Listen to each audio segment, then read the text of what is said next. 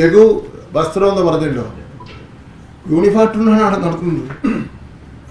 Uniform ഇല്ലേ, അതിന് പ്രധാന വിമർശനം അല്പവസ്ത്രം ധരിച്ച് ആൺകുട്ടികളും പെൺകുട്ടികളും ഇടകലർന്നുള്ള നൃത്തം തെറ്റായ പിന്നെ ഒരു വൃത്തികെട്ട കണ്ണു വെച്ച് കാണുന്നുണ്ടാ കുഴപ്പം. നമ്മുടെ മക്കളല്ലേ, കൊച്ചു പിള്ളേർ അങ്ങോട്ടും ഇങ്ങോട്ടും അവർ ഡാൻസ് ചെയ്യുമ്പോൾ ഉടനെ തന്നെ വേറെ രൂപത്തിൽ കാണുമെന്ന് വെച്ചാൽ വൃത്തികെട്ട കണ്ണിൻ്റെ ഒരു സിമ്പലാണ്.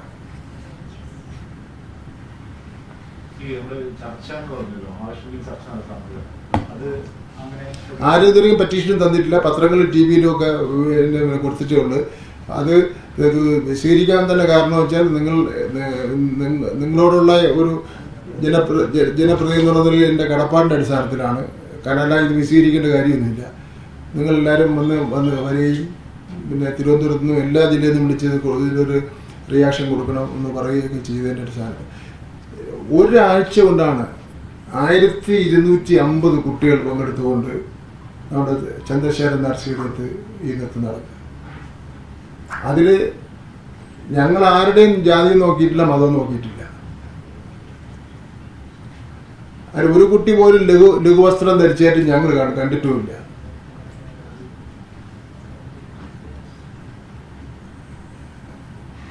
ഈ ലഘുവസ്ത്രത്തെ പറ്റിയൊക്കെ എന്തിനു ചിന്തിക്കാൻ പോകുന്ന ആവശ്യമില്ല.